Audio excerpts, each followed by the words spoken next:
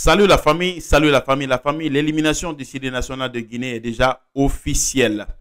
L'élimination du Syrie national de Guinée pour la CAN Maroc 2025 est officielle. Ouais, parce qu'il y avait un mince espoir. Il y avait un mince espoir après le match. Parce qu'après le match, la Fédération guinéenne de football avait constaté quelques anomalies que tout le monde d'ailleurs a constaté. Cette anomalie, c'est l'anomalie du dossard numéro 26. Le joueur tanzanien qui a joué avec un numéro qui n'était pas mentionné sur la liste des joueurs de la Tanzanie. Il y a des informations qui disent que le joueur lui-même, son nom était inscrit, mais ce numéro 26 avec lequel il a joué, ce numéro n'était pas mentionné dans la liste. Donc, la Fédération guinéenne de football a déposé cette réserve auprès de la commission disciplinaire de la CAF, la Confédération africaine de football. Et cette confédération africaine de football, la CAF, avait retardé. Il y a eu un retard. Moi, depuis qu'il y a eu ce retard, mon espoir a commencé à s'amoindrir. D'abord, mon espoir était moins, mais mon espoir c'est encore plus amoindri. Parce que la famille, les faits sont avérés. La vidéo du match est disponible. Mais pourquoi ça a pris énormément de temps? Mais la famille, laissez-moi vous dire aujourd'hui une chose.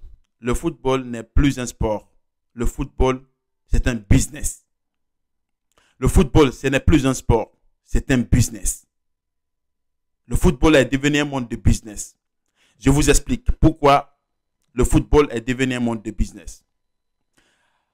Dans la qualification des deux équipes, la Tanzanie et la Guinée, laissez-moi vous dire que la CAF a beaucoup plus à gagner dans la qualification de la Tanzanie que dans la qualification de la Guinée. Pourquoi je le dis? La Tanzanie, co-organisatrice de du CHAN, co-organisatrice du CHAN. Bientôt, le CHAN, la Tanzanie et l'Ouganda vont organiser le CHAN. Et ça a un rendement économique pour la CAF. Ça a un rendement économique considérable pour la CAF.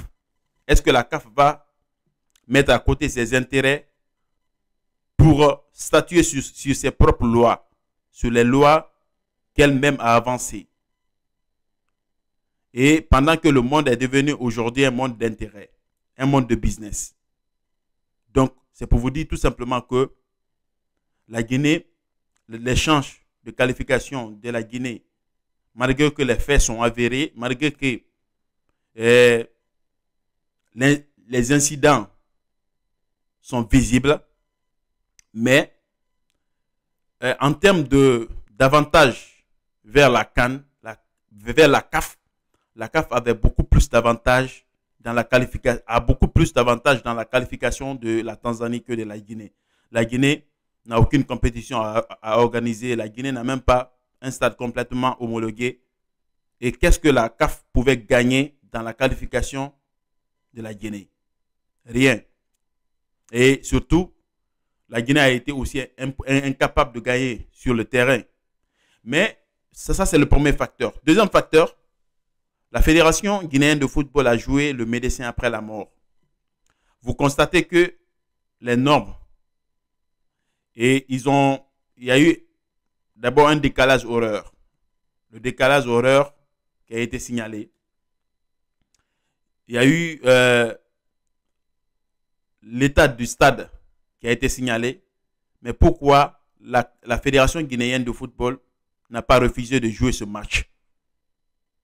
Au moins, on pouvait dire non, on ne joue pas le match parce qu'on estime que tout n'est pas mis, tous les dispositifs ne sont pas prêts pour que nous puissions jouer un match digne de nom.